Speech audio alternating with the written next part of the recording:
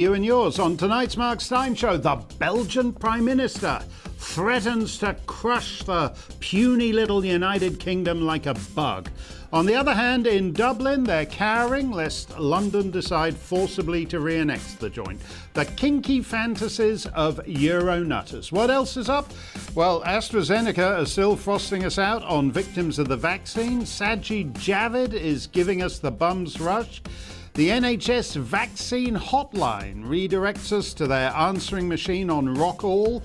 So all we have to talk to is your fellow Englishman, Scotsman, Welshman, Irishman of both loyalist and nationalist bent, whose lives have been wrecked by the vaccine, and who, with the exception of Christopher Chope and a couple of others, the entire political class doesn't want to know about. Tonight we'll meet a once healthy man who now says he's no longer living, he just exists. Plus, the World Health Organization, they did such a bang-up job these last 2 years that just about every government on the planet wants to give them even more power. And Liz Truss talks tough with the European Union, but will any action follow? Plus, your thoughts live and in real time. So send them along by email, gbviews@gbnews.uk, or you can Twitter me at gbnews. First, as always, the news with Tamsin Roberts.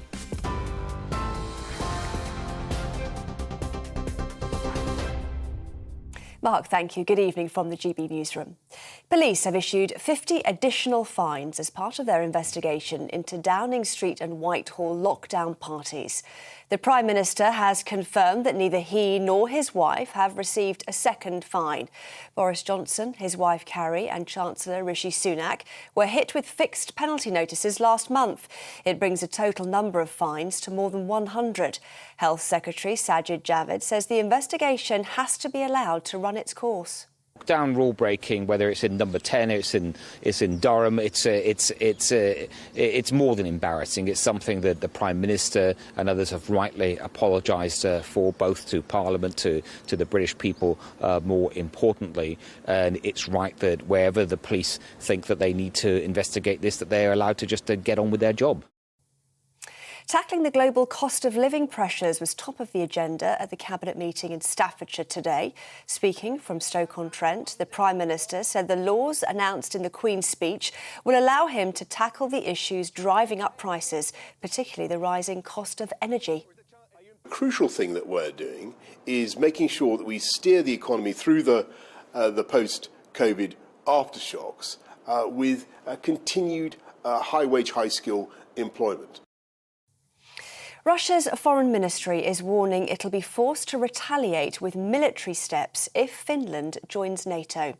After decades of neutrality, the Finnish Prime Minister and its president said the nation must apply for membership without delay. Sweden is also likely to follow suit. It's after the two countries signed security pacts with the UK. Moscow claims NATO is continuing its expansion to threaten Russia. Former Scottish National Party MP Natalie McGarry has been found guilty of embezzling more than £25,000. The ex-Glasgow East MP was accused of stealing from two pro-independence groups. McGarry embezzled £21,000 while Treasurer of Women for Independence and over £4,000 while Secretary of the SNP Glasgow Regional Association. 3 men have been arrested on suspicion of child abduction after a 15-year-old who went missing last month was found today. Maddie Thomas hadn't been seen since she left her foster parents' home in Southmead on April the 26th. She was found at an address in Bristol. The 3 men arrested were at the house. Scientists have managed to grow plants in moon soil for the very first time. Using dust collected from 3 Apollo missions, researchers at the University of Florida found that cress can successfully sprout and grow. It's considered the first step towards growing plants and producing oxygen during space missions. TV, online and DAB+ radio, this is GB News. Now it's back to Mark.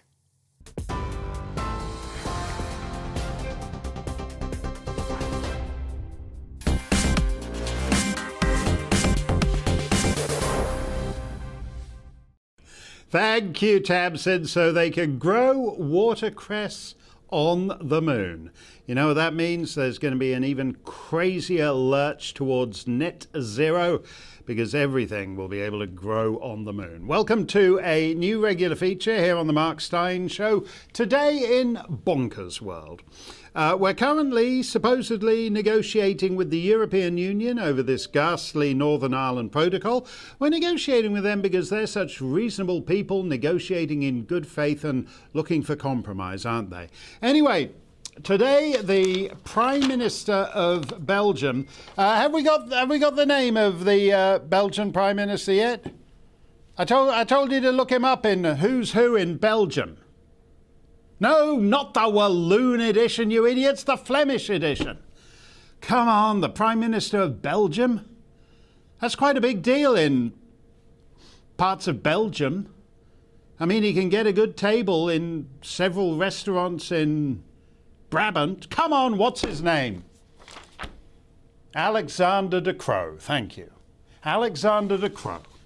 As De Croo flies, or in this case, as De Croo flies off the handle. There he is, the Colossus of Europe. He bestrides the continent like a Colossus of Belgium. This guy, he's got Prime Minister of Belgium printed on his business card, so it's all on the up and up. This guy, Meneer De Croo, has threatened to revoke Brexit in its entirety if the UK modifies the Northern Ireland Protocol. Do you remember the old First World War song, Belgium, Belgium, put the kibosh on the Kaiser? Well, probably not, because you'd have to be 120 years old, but now it's Belgium, put the kibosh on the Brexit. Is anyone watching at Dover to see if among the tide of migrants there are warships of the Belgian Navy, assuming for the purposes of argument that Belgium has a navy? That's the news from Eastern Bonkers World. Meanwhile, in Western Bonkers World, here's RTE, the Irish state broadcaster. Half a lifetime ago, I did some West End theatre chit-chat for them with dear old Fiona Shaw from the Harry Potter films. RTE's politically bananas, but otherwise they're perfectly pleasant chaps. Anyway, here's RTE predicting that after Sinn Féin takes power in Dublin next year, Boris will channel his inner Winston and swiftly move to re-annex the Irish not-so-free state back into the United Kingdom. Quote, the outcome could be that the British government would move to reclaim an island that some Tories believe belongs to Britain. After all, I'm trying to get through this with a straight face. After all, it was Britain's 100 years ago and it still holds a part of it, so why not all of it? And if Boris gets ousted, Gove, Truss, Rees-Mogg are even crazier. Quote, such a Tory Prime Minister, less than wedded to democratic principles, may well eye the size and purpose of the Irish Defence Forces and conclude that reclamation would be a doddle. No provos roaming around the drumlins of South Armagh and Louth or lying in wait in the bogs of Tyrone and Monaghan to worry about either. Unquote. RTE, Ireland's state broadcaster, predicting the British Army's, quote, reclamation of the 26 councils and the reversal of the 1921 Anglo-Irish Agreement. Meanwhile, in a subtler corner of Bonkers World, the German Chancellor Olaf Scholz says we have... actually, I think I'm going to do this in a sinister Teutonic accent.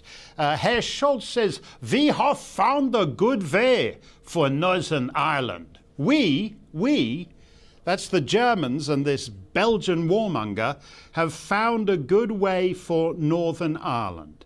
That's the UK, or it was. Gee, this German bloke's making plans for our country, almost like we're just some ramshackle backwater colony of his. We'll get into Bonkers World later with John O'Sullivan, but let me know what you think. GBviews at gbnews.uk or via Twitter at gbnews. Meanwhile, back in what passes for the real world, the permanent abnormal staggers on. You're going to be poorer, you're going to have less freedom of movement, less freedom of speech. There are random shortages all over the map. No baby formula in America. Restrictions on flower purchases on the continent. If your husband dies because of the vaccine, your widowhood will be mocked by Facebook and Twitter and YouTube as disinformation. On the other hand, lockdown has so weakened the development of infant immune systems that we've got a mini plague of childhood hepatitis. A poor kid dead in Ireland just the other day, and England as the global epicenter of this thing. And best of all, when the new virus hits, which should be any day now, they're just fine-tuning it in Wuhan. One of the transnational bodies most responsible for the failures of the last 2 years is being given vast new powers over almost every sovereign state on the planet. In less than a fortnight, Dr. Tedros, the China shill who runs the World Health Organization, will basically become the public health commissar for Britain, Canada, Australia, America, Europe, and everywhere else. Eva Vlaardingerbroek is one of our sharpest commentators on the way the world's going, and she joins us now. Eva, this thing hasn't really been covered by most mainstream news outlets, and you would think it would be a pretty big deal. I think it's 194 countries now, which is basically everyone, who've signed on to this new pandemic treaty with the WHO. Right. You'd think that the first step to world governance would be something that people would be interested in. But as per usual, the whole thing surrounding this is that this is not a democratic process. This is something that is diametrically opposed to the democratic process. And that's why we're not hearing about it. Because what they're doing now, they're working on a treaty of which we will see the first draft on August 1st of this year, which is called the World Health Organization Pandemic Treaty, which, as you said rightfully, will be a legally binding treaty for practically every single nation on the earth.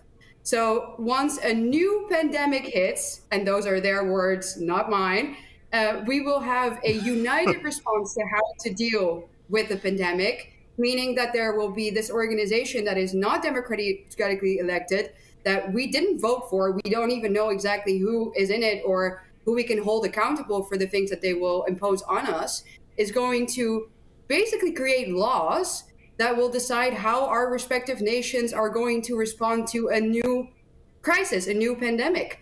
So this is huge news, and it's very dangerous, but indeed, we're not hearing anything about it. No, and as you say, I don't know if you object to it. I don't know where you go to. What polling station do you go to vote out Dr. Tedros? There isn't one anywhere on the planet. And all it ensures is that their disastrous performance during the last 2 years, I mean, basically they've been in the pocket of China. That's why this is the first pandemic where 2 years have gone by and we don't have a reliable answer on where it came from or how it got out. Basically, the guys who are in the pocket from China are now going to be running pandemic policy for North America, Europe, Australia, and everywhere else. Exactly. We didn't vote for them, and you said it rightfully so. They are completely in the pocket of China. It was the World Health Organization that, first of all, praised China for their response to the pandemic, which we all know what the response is. We've seen actually the footage of how China is still responding to the pandemic, and we see people screaming and jumping out of buildings because of the draconic lockdowns that they're still having there. That was China's response. That's what the World Health Organization was praising.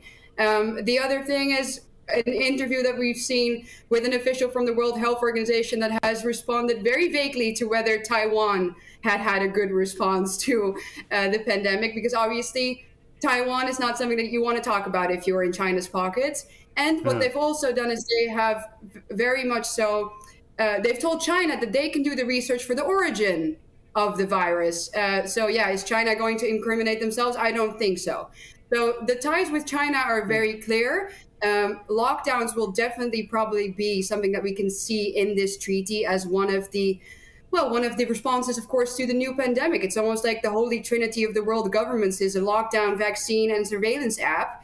And, well, the EU being a very big partner in this new treaty, the European Commission is a partner to draft this new treaty, wants a digital ID, as we've talked about. So we can be sure that that's something that's going to be in there under the guise of data sharing. And then another interesting element to all of this is that the Bill and Melinda Gates Foundation is the largest donor to financial donor to the World Health Organization. So we see three major stakeholders here that I don't want ruling my life, but they will be doing exactly that, and they will have the legal powers to do it without us being able to say, hey, we don't want this, we're going to vote you out, because we can't vote them out. So we can't hold them accountable for the things that they will impose on us. And I don't think it's going to be any fun. No, and I have no idea why Bill Gates gets a bigger say than millions and millions of people in supposedly free societies. I don't know why Bill Gates is suddenly the big expert on viruses. When he ran Microsoft, he couldn't keep viruses out of Windows 98, but he's now the biggest genius on the planet when it comes to keeping viruses out of real life. This is a terrible thing. You know, one thing I've learned, Ava, from the last couple of years is that I like borders because borders give you choices. That if you're an American, for example, and you don't like the crazy lockdown policy in California, you can go to Florida. Even within the EU, even within Scandinavia, if you don't like what they're doing in Denmark, you can go to Sweden, where they had a completely different approach. And I would think that in the next and that's even true between England and Scotland, Northern Ireland and Wales, which were all much heavier-handed lockdowns. I would love it if the next time one of these things is unleashed by China, we actually had more choices in the approach to dealing with it, rather than a one-size-fits-all thing for the entire planet. Right. And this is why we are so afraid, and why a lot of conservatives always warn for globalism, why they warn for the idea of world governance, of a world government. That's not a conspiracy theory anymore, when there is literally a world organization that is going to be able to draft laws in the moment of a crisis, in the moment of a pandemic. I don't know what could be more opposed, diametrically opposed to the idea of democracy, than not having a people vote for representatives within their nation state that are there to put forward their interests. Now we are giving that sovereignty away to an organization that is going to do that on a worldwide scale. You can't have both. It's either democracy or a world government or a world organization dealing with these things for us. You can't have them all. Yeah, that's very well put, Ava. I wonder, do you think, when you look at all these trends, the digital identity, the WHO globalization of public health, when you put them all together, do you think we are actually moving into a post-democratic era? We're already moving into it right now. Basically, we've already seen what it's like during COVID. We didn't have anything to say. It was all by executive rule. And in that case, it was from our governments. But now we're moving towards something that is so big that it's almost impossible to end this, it seems. Once you start looking into this, as we just said, the EU is in it. China is in it. Bill and Melinda Gates are in it. So you have big capital, you have the European Union, you have China. It is such a big play, and there are so many stakeholders that all seem to have the same interest, join up and decide these things for us. It's completely impossible by now to deny that there is something happening here that is going to definitely take away power from the people, and that it's going to go towards a surveillance society on a global scale. I really can't say that it's anything else. This is what it is. No, you're absolutely right. And thank you for bringing up Bill Gates, because Bill Gates is one voter. He's no more important than you or anybody else. And it's outrageous that just because he got rich peddling that crappy product, that lousy computer system he makes, that he should suddenly be the public health commissar for the planet. Thank you very much, Ava. We're going to stay on top of this story. Like all the conspiracy theories of the last couple of years, it turns out to be completely real. Joe Biden, Boris Johnson, Justin Trudeau, they've all signed on to this thing. Thank you, Ava. Always good to see you. Let me know what you think. GBviews at gbnews.uk, or you can Twitter me at gbnews. We'll get to your reaction next. Plus, our continuing series on victims of the vaccine who have been totally screwed over by Her Majesty's government. We don't do ginger growler gate here. We do stories that will impact your lives. So Labour members can cross their legs to their heart's content. We scoff at ginger growlers and plough our own furrow. Stick with us. We're coming right back.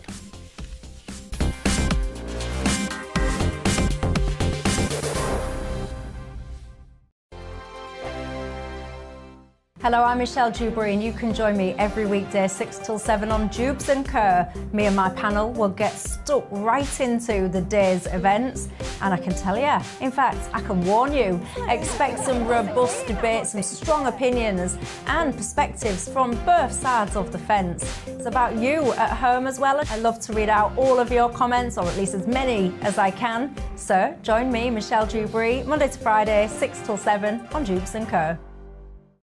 On radio, they call it the drive time slot, 4 p.m. until 6 p.m. as listeners head home. It's that part of the schedule when the dust of the day's events begin to clarify, and we try to make sense of it for you. Brazier is drive time for radio and TV. It's fast, it's punchy, it's opinionated, there's a Brazier angle and a little bit of levity. That's the question. That's two questions, actually. That's Brazier, Monday to Thursday, 4 till 6 on GB News. Hello, I'm Patrick Christie's. And I'm Mercy Moroki. Make sure that you join us Monday to Thursday, 10 a.m. until midday, right here on GB News for To The Point. We're not afraid to talk about the topics that matter to you or the big topics that always matter. We cover absolutely everything, from the breaking political stories of the day to law and order, what's going on in the channel. We're not afraid to hold people to account. We always make sure we include your views on our show. Indeed, if you're thinking it, you can guarantee that we're saying it. So make sure you join the conversation with us, 10 a.m. until midday, Monday to Thursday for To The Point on GB News. I'm Dan Wootton. Join me Monday to Thursday from 9 to 11 for the feistiest and most fun news debate on TV, where free speech reigns. I'll bring you a sharp take on the day's biggest stories, bombshell newsmaker interviews, and A-list guests. And I guarantee you, no spin, no bias, no censorship, and no reason to go to bed. That's Dan Wootton tonight, Monday to Thursdays from 9 on GB News.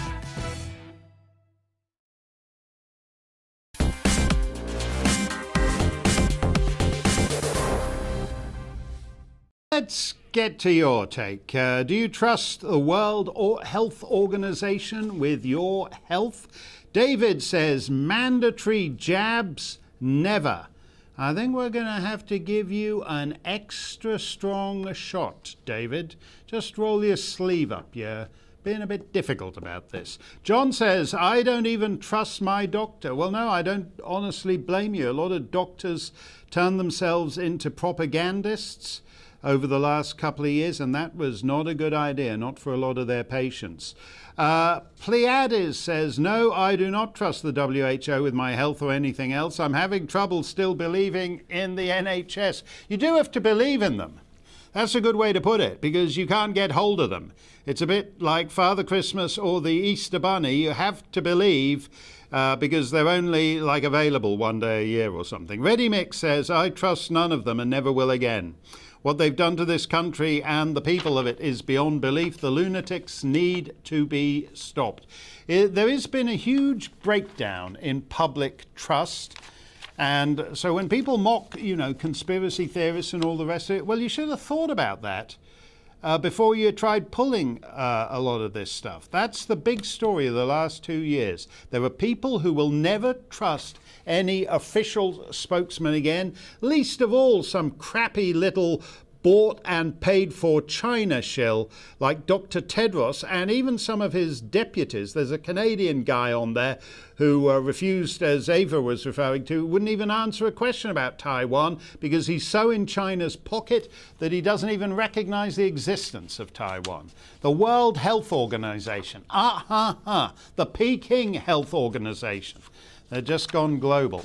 For the last week, we've spoken every night to law-abiding citizens who did as they were told to do by the so-called experts and have had their lives ruined by the vaccine. Thousands of people have been widowed or orphaned by the vaccine. And in every case, the British state, a state so powerful, it can now command you to stay in your flat and fine you for perambulating in the open air, that all-powerful state mysteriously isn't there for these victims of public health totalitarianism. They can tell you how many people caught the Omicron in Anglesey on a Wednesday morning, but if you're crippled by the vaccine, it's take 2 aspirin, and if it doesn't clear up, call us back in half a decade. The vaccine compensation program is a joke. It hasn't paid out tuppence, 3 farthing to anyone.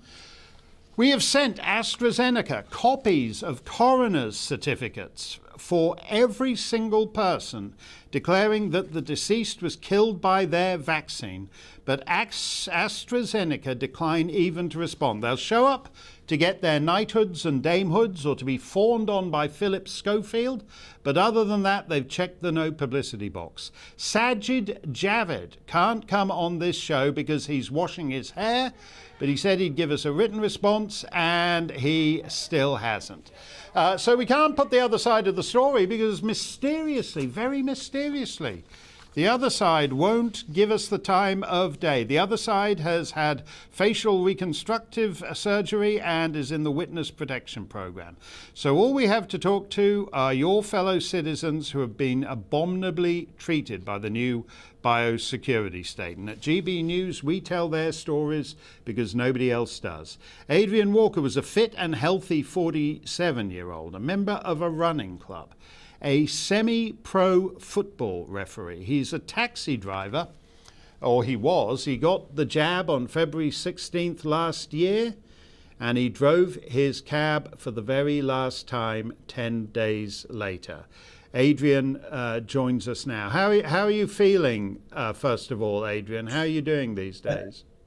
Good evening, Mark, and thank you very much for inviting me onto the show. Not feeling too brilliant at all, unfortunately. I have major problems with my breathing.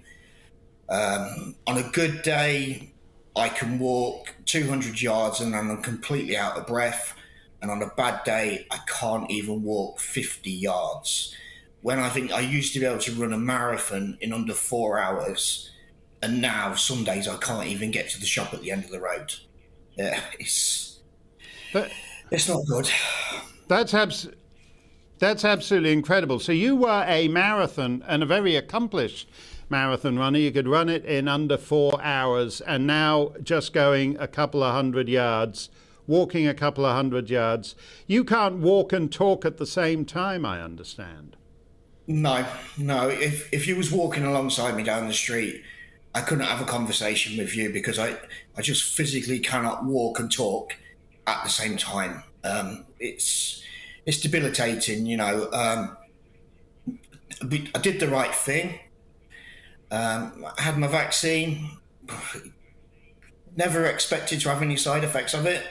Was never warned of any severe adverse reactions. Just told to expect flu-like symptoms, a sore arm, take a couple of paracetamols, and then you'll be all right. It's distressing because you're 47 years old and in good health. If, in the worst of circumstances, you'd caught the COVID, you had none of the underlying conditions that would make it a threat to your life. If you'd caught the COVID, you would have seen it off in a few days, and that would have been that. Do you feel you were actually in a position to give informed consent, which is the ethical standard these doctors are supposed to use when they're giving you something like this?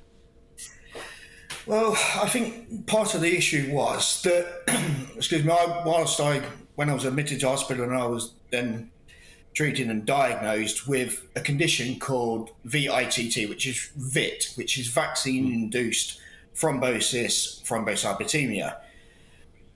Allegedly, so I hear, in the trials from AstraZeneca, there wasn't any blood clots in the 30,000 people that they trialled.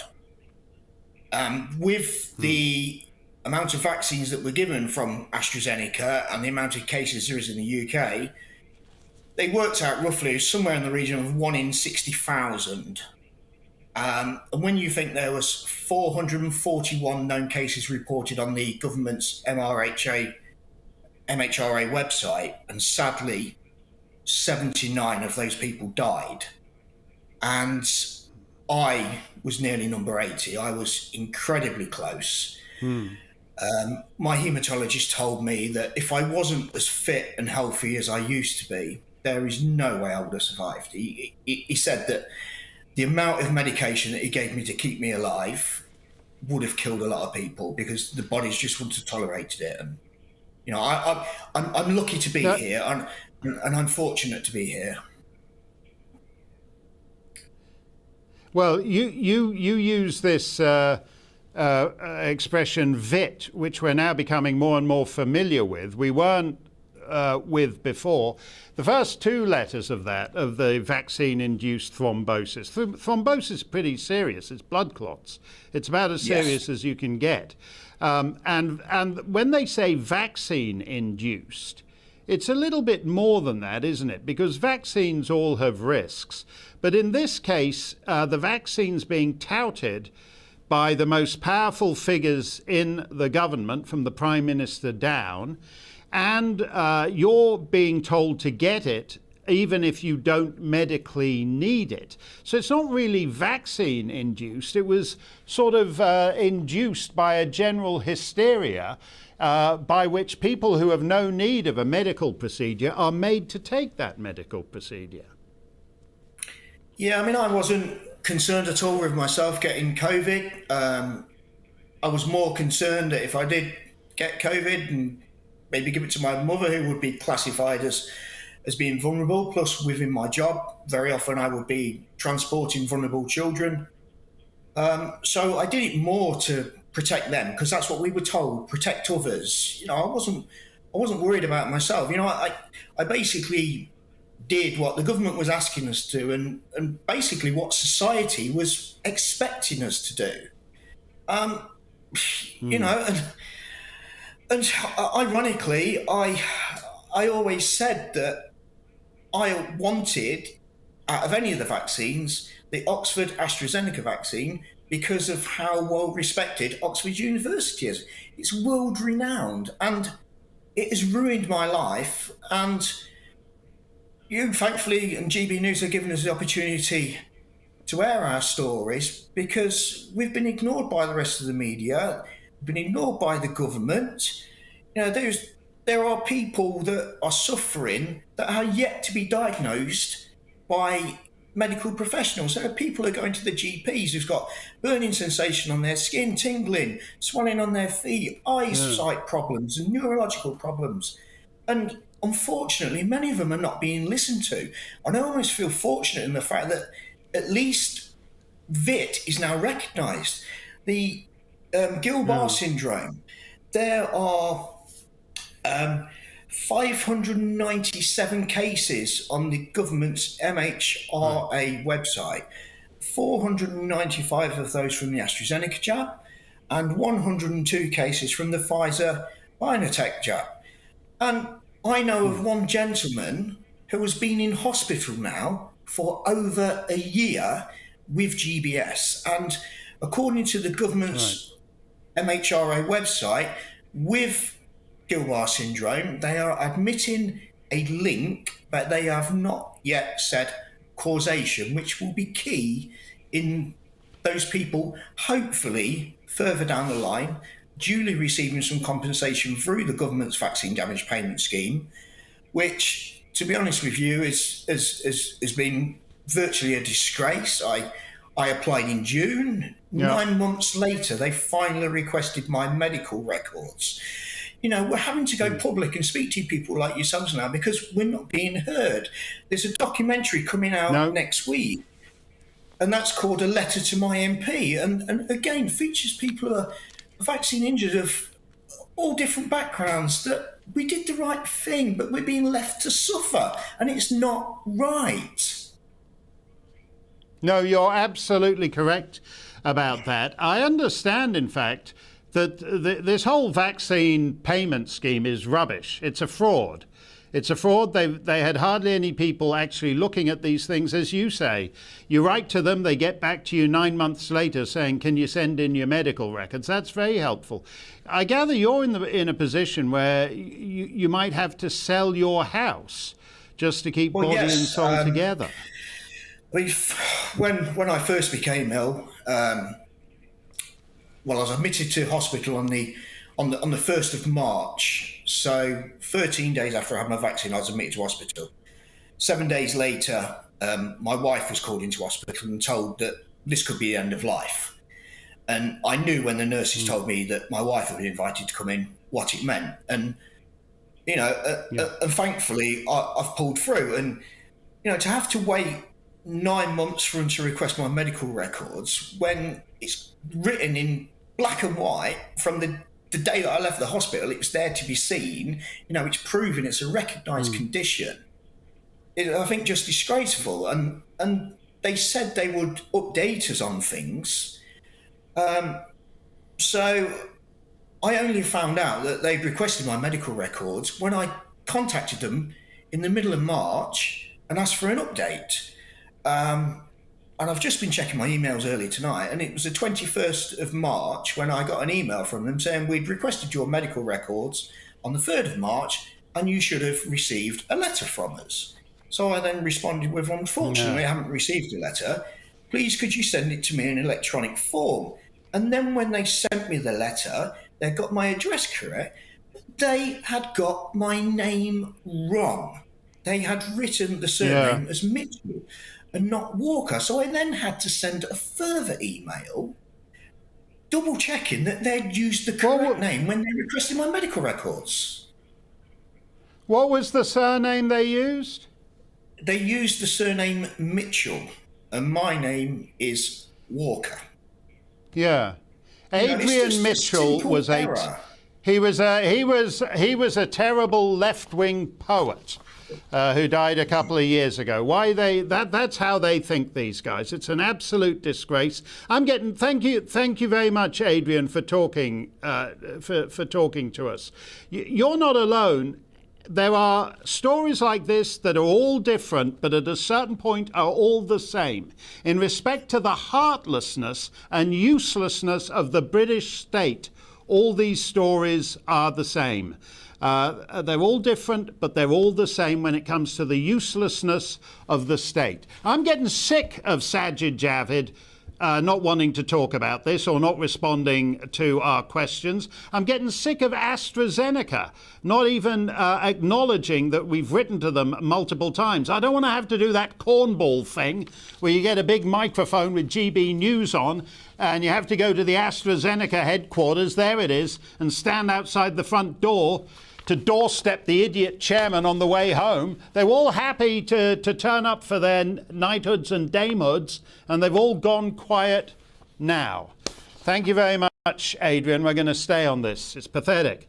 In some parts of the world, like France, they talk about boosters as these things you can never get enough of. Once every 4 months, once every 3 months, once every 6 weeks, whatever it takes. Keep getting boosted till the end of time.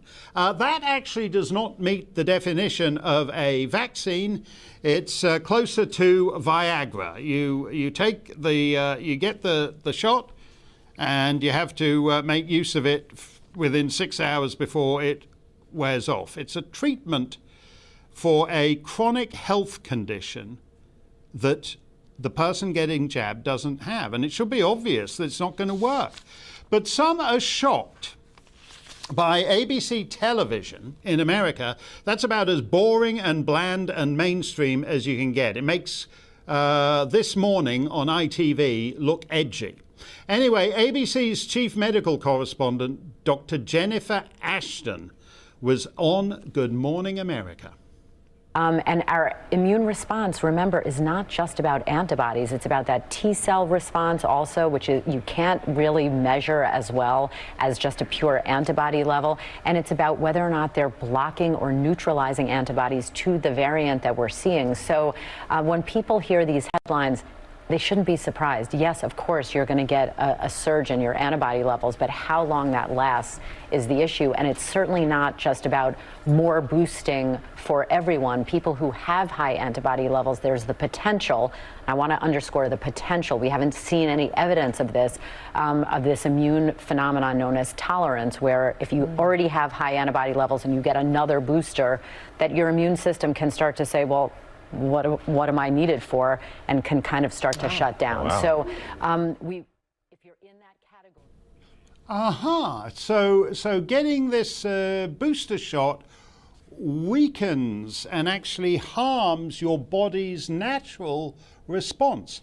You know, that's the sound of mainstream opinion trying to climb off the petard it's hoisted itself on.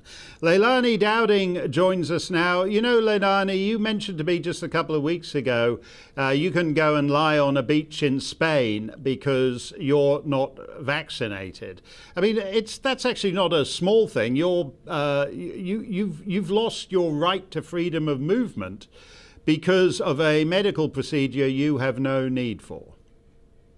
Absolutely. So I'm not vaccinated. I'll never get the COVID vaccine. And obviously, I've been labelled everything under the sun, selfish, granny killer, COVID denier, whatever, because I refuse to get it. But why? As this lady says, there is also T-cell immunity, and that hasn't been talked about. And anyone whoever talks about it, and I've mentioned it a few times over the last couple of years, anyone who talks about it is labelled as a conspiracy theorist. People like Del Bigtree, who had an amazing show called The High Wire, he had virologists on like Gert Van der Bosch, and he was on saying exactly that. T-cell immunity first, and then the antibodies come in like the cleanup crew. And if I was to quote that, or if any of my friends say, well, look, this is what this person, you're not a virologist, you know, you're a conspiracy theorist, you're a COVID denier. So I'm glad that lady is talking about it. And also a huge thank you to you for talking about vaccine damage, because a lot of people have, before I was deplatformed on Instagram, would message me about harms that they'd, issues that they'd had from the vaccine or their loved ones, or even people that had passed away. And if I would repost anything they said, it would get pulled down immediately. And obviously, I was later deplatformed. Yeah, no, that's what's so interesting about this, is if you, from your point of view, given who you are, given your health, it's an entirely rational decision to say, I don't need the vaccination. Now, at the time, what we didn't know was whether you would be the granny killer. But right now, there are more triple vaccinated granny killers than unvaccinated granny killers. That's to say, the people who are spreading this virus around are the triple vaccinated and the double vaccinated. So there's actually no scientific basis on which to prevent you flying to Spain. When do you think these governments with their crazy rules are going to wise up about that? I mean, it makes no sense to me. Just as you said, I actually, in 2 years or 2.5 years, have not had COVID, as far as I know. So if I have had it, which I have no clue because I haven't had symptoms of it, then I've been symptomless. So it makes no sense for me to have it. And as you said, I'm a healthy person. I rarely get ill. My health has always been my absolute priority in terms of the way I live my life and just the way I eat, exercise, rest, try and keep stress down. I lead a very healthy life, and I don't feel that I need it. And one thing that I thought I at the start, I said, let me see what it's like. Let me see what happens in a couple of years once it's been rolled out. And I've seen what's happened. Last week, you had Charlotte Wright on, whose husband, Stephen Wright, died after the AstraZeneca vaccine. And I actually met her at a protest when I used to go to the protest down in London against the mandates. And she was there, and there were a lot of other people around her who'd had similar stories. Loved ones of theirs had died or had got seriously vaccine injured. And these protests were then labelled anti-vax protests or, full of conspiracy theorists, when really it was just people that wanted to say, you cannot force this on people when there are really serious consequences and side effects that we're now seeing. And so again, you're showing it on mainstream TV.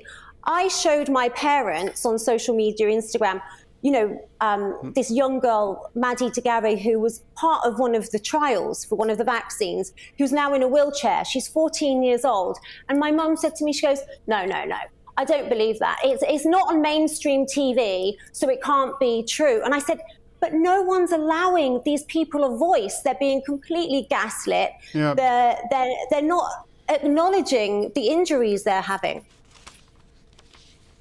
No, that's a terrible. But a lot of people think like your mum. I don't know what we're gonna have to make some, terrible charity single like Live Aid or something like that and get it out, because it's no. I don't laugh at it, Leilani. I certainly don't want to. Feed the world. Let them know they don't need that vaccine. I don't want to have to make that single, but we're going to have to do something. We're going to have to do something about this, Leilani.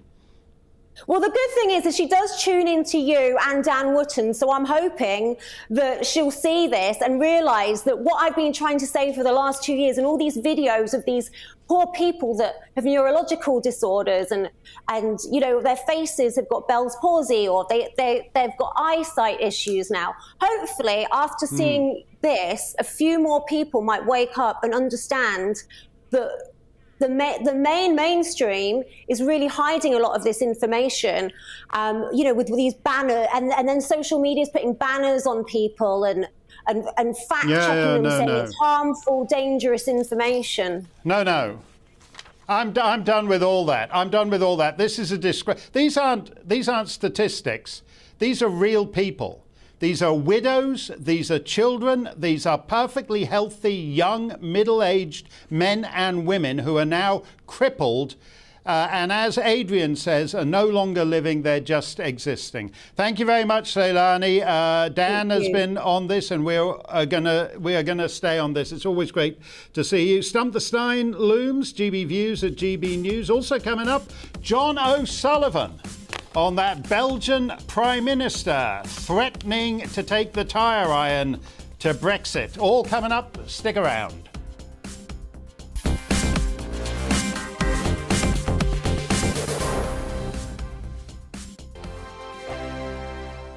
Hello, I'm Michelle Dewberry, and you can join me every weekday 6 till 7 on Jubes and Kerr. Me and my panel will get stuck right into the day's events, and I can tell you, in fact, I can warn you, expect some robust debate, some strong opinions and perspectives from both sides of the fence. It's about you at home as well. I love to read out all of your comments, or at least as many as I can. So join me, Michelle Dewberry, Monday to Friday, 6 till 7 on Jubes and Kerr. On radio, they call it the drive time slot, 4 p.m. until 6 p.m. as listeners head home. It's that part of the schedule when the dust of the day's events begin to clarify, and we try to make sense of it for you. Brazier is drive time for radio and TV. It's fast, it's punchy, it's opinionated, there's a Brazier angle and a little bit of levity. That's the question. That's two questions, actually. That's Brazier, Monday to Thursday, 4 till 6 on GB News. Hello, I'm Patrick Christie's. And I'm Mercy Moroki. Make sure that you join us Monday to Thursday, 10 a.m. until midday, right here on GB News for To The Point. We're not afraid to talk about the topics that matter to you, or the big topics that always matter. We cover absolutely everything, from the breaking political stories of the day to law and order, what's going on in the channel. We're not afraid to hold people to account. We always make sure we include your views on our show. Indeed, if you're thinking it, you can guarantee that we're saying it. So make sure you join the conversation with us, 10 a.m. until midday, Monday to Thursday, for To The Point on GB News.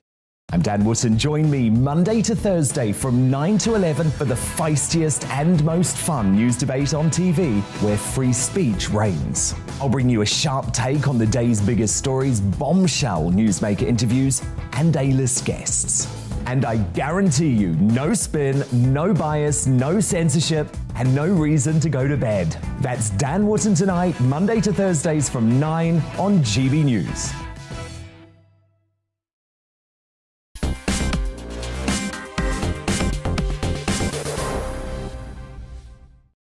John O'Sullivan is president of the Danube Institute in Budapest, which is one of the least insane capitals in Europe. He was a speechwriter for Mrs. Thatcher, a warrior leader who nevertheless got toppled by the question of Europe. John, you've heard Liz Truss talking tough, and you've heard that Belgian guy and the German guy talking even tougher. How do you think things stand vis-à-vis the EU, the UK, the protocol and all the rest of it? Well, I hope there's going to be there is obviously going to be some kind of a battle. I hope it's not the kind of battle in which we tend to specialize in Britain, which is to say we march our troops to the top of the hill, we make brave statements, but then we don't really follow through. We don't have the basic, we can't win the battle. And I'm not sure we can win this one. I hope we can. But if we can't for the moment, I would, I'd be a bit cautious. But having said that, the justice is entirely on our side. The reason why we're having the row over the Northern Ireland Protocol is very simple.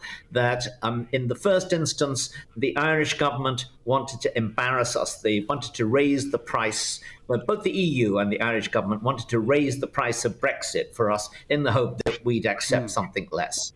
Then the Irish government suddenly, particularly minister now, but shortly to be Taoiseach again, when he was Prime Minister, he thought he could maneuver the whole thing into more moves towards a united Ireland. I don't believe that's in any way going to happen, although everyone is now talking very in golden terms about the chances that Sinn Féin, which is just, so to speak, won an election in Northern Ireland, is going to move us towards it's inevitable. You get on these occasions that it's inevitable that Irish unity, so maybe we should make it happen faster. Actually, if you look at the election results, which I would think you have done, you will see that the combined nationalist vote did not go up in this election. It went down very slightly. In fact, it's now about 40%, which means the combined unionist vote is higher.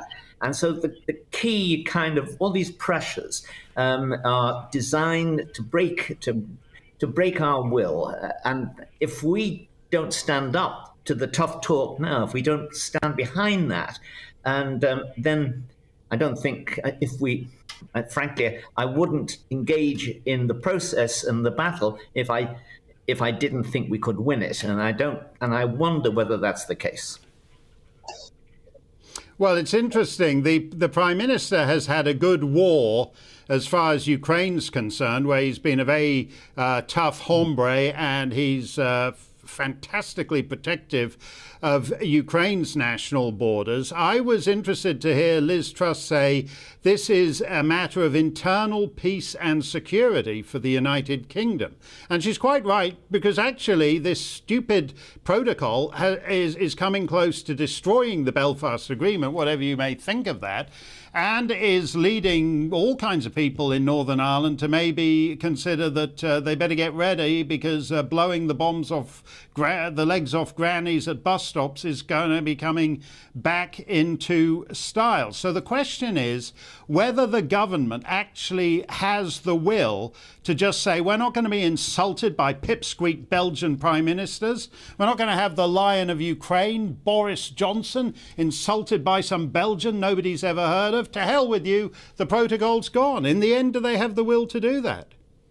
Well, Mark, your comparison is an interesting one. Yes, Boris Johnson is doing a terrific job in relation to Ukraine, but he's doing so with the support and the backing, so to speak, of the Ukrainian people. It is they who are doing the fighting on the ground. He's supplying them the weapons. He's supplying them with the moral support. And that's working, and it's greatly to his credit. Now, in the case of Northern Ireland, the same situation applies. What he's got in Northern Ireland is a unionist population which is finally saying, as you said, the Good Friday Agreement is being completely undermined, and we need to take some strong action to prevent the protocol undermining it. Now, he's now giving that unionist momentum, he's giving it backing too. The question is whether or not this will continue. There are other games being played here too. There's still got to be, I think, a court case before the UK Supreme Court in which David Trimble, one of the architects of the Good Friday Agreement, is attempting to get it thrown out. And that if that were to come under become a serious prospect, that too would be very important. And so I think we are looking here at a government which has come to a moment of truth. My anxiety in my first reply to you was that are they really determined to go through with it? Have they considered the costs? Will they pay the costs? And I hope that they are doing so, because Brexit is the thing that has kept people loyal to Boris. He got it done. They begin to think that he's not going to get it done. After the Ukraine crisis comes to some kind of end, he's going to find his position even more slippery than it is now. And it is slippery now, despite the fact that no more apparent. That's true. It's Brexit. It's Brexit or bust for him, John. We're out of time for the stumps. I've got one of these stumps I'm going to come back to at the top of our next show. But here he is, folks, the Colossus Louis Mem. For the next couple of hours, the one and only Dan Wootton. Mark, good evening. How are you? Hi, Dan. Big show ahead coming up tonight. Yeah, who've you got? Well, Harry Redknapp is going to be here, actually. We're going to have some football fun to end the week, although we are going to tackle this important issue, Mark, about whether the sport has just gone completely woke. Man of the match is banned. They want to ban 3 lines. So has football gone too woke? Harry Redknapp will be giving his view. Yeah, I don't think it's as woke as rugby, which is the butchest sport, but the people who run it now are just pathetically woke. Dan will thump you Thursday, right after the weather. Stay safe, stay free. Good evening, Alex Deacon here with your latest weather update from the Met Office. Things warming up as we head towards the weekend. A fine day for many on Friday, but there will be still some cloud and rain across parts of northern Scotland. A couple of sets of weather fronts drifting in here. The isobars are just squidging together a little bit as well. It's going to be a breezy Friday, and it could be quite gusty across northern Scotland, where these weather fronts will be bringing showers. The showery rain drifting south at the moment through southern Scotland, and for a time this evening, northern England, North Wales. We'll see a little bit of rain, but it is scooting away through the early hours. It clears out into the North Sea. We'll keep some rain in the far northwest, but otherwise mostly dry, with temperatures staying in double figures in most towns and cities. On to the details for Friday. Hazy sunshine initially over England and Wales. More rain to come across northern Scotland, but the central belt probably dry. Southern Scotland, Northern Ireland also dry and bright. The rain will push into the Northern Isles at times. It will be quite windy here. Elsewhere, a bit of a breeze, yes, but we should see a bit more blue sky by the afternoon, and that'll lift the temperatures. A warmer day than today, 20 to 23 maybe across the southeast. Even further north, temperatures a little bit higher than today. Feeling cooler with the showers and the winds across the northwest, and still a few showers here on Friday night. But otherwise, most of us having a dry evening tomorrow evening, leading into a fine start to the weekend. Could be a bit misty in places as the winds ease off, but again, much of the country looking sunny on Saturday. Still a few showers, particularly early on across the far north, but the winds will be dying down here. In the sunshine, a warmer day on Saturday. We could get to 24, 25 across the southeast. But notice here the threat of thundery showers coming up from France, and they may well drift northwards as we head through Saturday evening and overnight. So across the south, some welcome rain perhaps, but hit and miss as the heavy showers drift northwards for Sunday across some parts of England and Wales, probably staying dry and fine across Scotland and Northern Ireland.